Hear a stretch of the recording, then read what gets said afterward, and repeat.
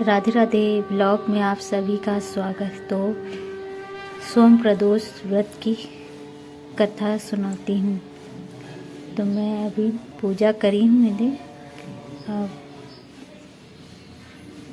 उतने समय का प्रसाद हटाकर, क्योंकि सोम प्रदोष में खीर का भोग लगाना चाहिए, सफ़ेद वस्तु का भोग लगाना चाहिए। तो मैं खीर बनाई थी और उसी सफ़ेद वस्तु ही खाना चाहिए। तो अब सोम प्रदोष व्रत की कथा सुनाती हूँ। पहले धूप दिखा देती हूँ।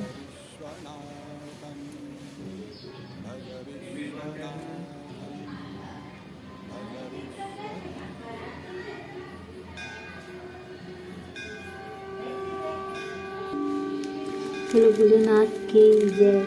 सोम प्रदोष व्रत की कथा।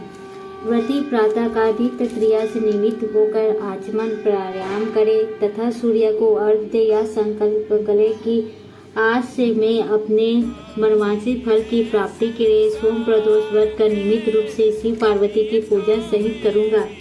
संकल्प करने के बाद गणेश आदि देवताओं का पूजन करे, फिर शिव पार्वती का विधि से पूजन करे तथा ओम उमा सहिताय शिवाय नमः इस मंत्र से 108 बार जप करे। जप करके भगवान शंकर की स्तुति कर इस व्रत को जो कोई भी करता है, भगवान की कृपा से उसके समस्त कार्य सिद्ध होते हैं। रोगी का रोग दूर हो जाता, निर्धन को धन की प्राप्ति होती, विद्यार्थी को विद्या प्राप्ति एवं संतान चाहने वाले को संतान का लाभ होता है। यदि कोई राजा इस व्रत को करता है तो उसके राज्य में प्रजा सभी प्रकार से सुखी रहती तथा महामारी आकार आदि का भय नहीं रहता। वह शत्रुओं का नाश हो जाता है। राजा या जो कोई भी इस व्रत को करता है, शिव पार्वती की कृपा से दीर्घ आयु को प्राप्त करता है तथा अंत में भगवान शंकर के परम धाम को प्राप्त करता है। प्राचीन काल में धन धान्य से युक्त एक वैश्य था, किंतु उसके एक भी संतान न थी। इससे वह सदैव अनंत दुखी रहता था। वह वैश्य प्रत्येक सोमवार को शिव जी का पूजन एवं व्रत करता था। भगवान का भोग लगाकर ही वह पत्नी सहित प्रसाद स्वरूप भोजन ग्रहण करता था। उसकी भक्ति को देखकर पार्वती जी ने शंकर जी से कहा कि यह वैश्य अनंत भक्ति पूर्वक आपकी पूजा करता है, अतः आप इसके दुख को दूर कर इसे संतान प्राप्त होने का वरदान दे। तब शंकर जी ने कहा कि यह वैश्य के पूर्व जन्म का फल है। इसके भाग्य में पुत्र सुख नहीं है। मैं इसे पुत्र प्राप्ति का वरदान तो दे रहा हूँ, किंतु वह 12 वर्ष तक ही जीवित रहेगा। कुछ समय के बाद भगवान की कृपा से उस वैश्य को एक सुंदर पुत्र की प्राप्ति हुई। पुत्र के होने से वैश्य ने आनंद मनाया, किंतु वैश्य की चिंता दूर न हुई। उसे ज्ञात था कि उसके पुत्र की आयु केवल 12 वर्ष की है, किंतु फिर भी प्रसन्नता के साथ 11 वर्ष बीत गए। वैश्य की पत्नी ने अपने पति से कहा कि पुत्र विवाह योग्य हो गया है, अतः आप इसका विवाह कहीं कर दे। वैश्य ने अपनी स्त्री से कहा कि अभी पुत्र को विद्या पढ़ने के लिए काशी भेज रहा हूँ, अभी विवाह की क्या चिंता है। विद्या प्राप्त करके लौटने पर कुमार का विवाह करूंगा।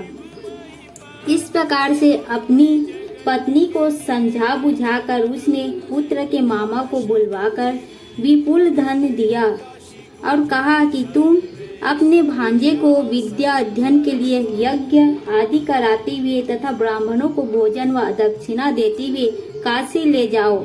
लड़के का मामा अपने भांजे के साथ घर से विदा होकर वैश्य के बताए हुए रास्ते के अनुसार यज्ञ आदि करते हुए एक नगर में पहुंचा। उसी दिन उस नगर के राजा की पुत्री का विवाह था। राजकुमारी बहुत ही रूपवती एवं गुणवंती थी, किंतु जिस बालक के साथ उसका विवाह हो रहा था वह काना था। वर का पिता इस कारण बहुत चिंतित था।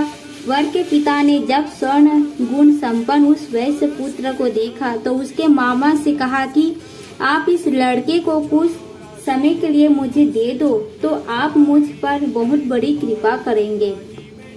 विवाह के बाद मैं इस कुमार को आपको सौंप दूंगा तथा पुरस्कार स्वरूप बहुत अधिक धन दूंगा। वर के पिता ने जब इस प्रकार कहा तो लड़के के मामा ने उसका कहना मान लिया और अपने भांजे को वर बनाकर मंडप में भेज दिया। राजकुमारी और वैश्य पुत्र का विवाह हो गया। सिंदूर दान के बाद वैश्य पुत्र लौटने लगा तो उसने राजकुमारी की साड़ी में अपना संपूर्ण वृत्तांत लिख दिया कि तुम्हारा विवाह मेरे साथ संपन्न हुआ है और मैं अब विद्या प्राप्त करने के लिए काशी जा रहा हूँ। एक काना राजकुमार तुम्हें अपनी पत्नी बनाएगा और उसी के साथ तुम्हें विदा होना पड़ेगा। यह लिखकर वैश्य पुत्र विद्या प्राप्त करने के लिए काशी चला गया। जब राजकुमारी विदा होने लगी तो उसने अपनी साड़ी पर लिखे हुए शब्दों को देखकर उसे पढ़ा और उस राजकुमार के साथ विदा होने से इनकार कर दिया और कहा, यह मेरा पति नहीं है, मैं इसके साथ नहीं जाऊंगी। मेरा पति वैश्य कुमार है और विद्या प्राप्त करने के लिए काशी गया हुआ है। कन्या के माता पिता वर पक्ष द्वारा किए हुए छल से अनंत दुखित हुए और राजकुमारी को विदा नहीं किया। इधर वैश्य कुमार काशी पहुंचकर विद्या अध्ययन करने लगा तथा उसके मामा ने यज्ञ करना शुरू कर दिया।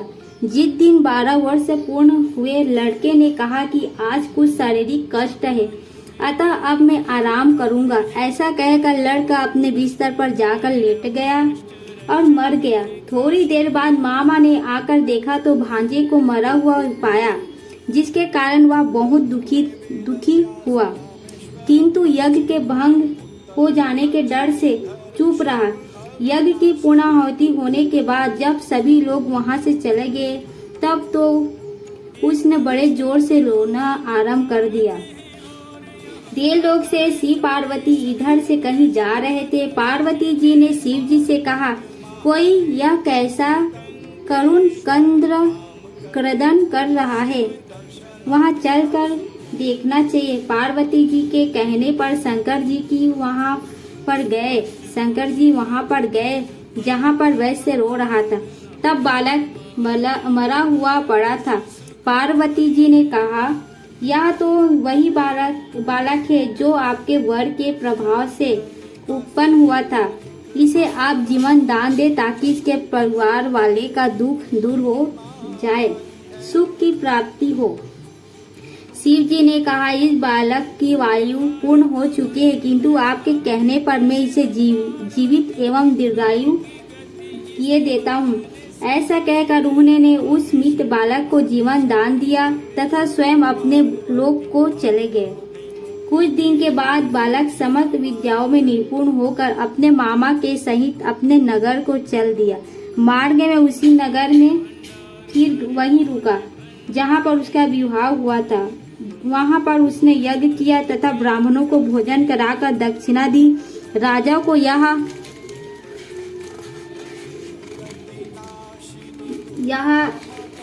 यह समाचार मिलने पर देर न लगी कि काशी से विद्या प्राप्त करके एक वैश्य पुत्र लौटा है, वह यज्ञ आदि कर रहा है। यह सुनकर राजा स्वयं वहां पर गया और अपने दामाद को देखकर बहुत ही प्रसन्न हुआ। उसने अपने घर ले गया तथा कुछ समय बाद अपनी पुत्री के सहित विदा कर दिया। वैश्य कुमार अपने मामा व पत्नी के साथ अपने नगर आए और अपने माता पिता के साथ सुख पूर्वक रहने लगा। उसके माता पिता ने भी नियम पूर्वक सोम प्रदोष का व्रत करके अपने अल्पायु पुत्र को दीर्घायु बना दिया। जो कोई सोम प्रदोष व्रत को करता है तथा पवित्र कथा को सुनता है, उसके समस्त कष्ट नष्ट हो जाते तथा समस्त मनोकामना पूर्ण होती है। बोलो भोलेनाथ की जय।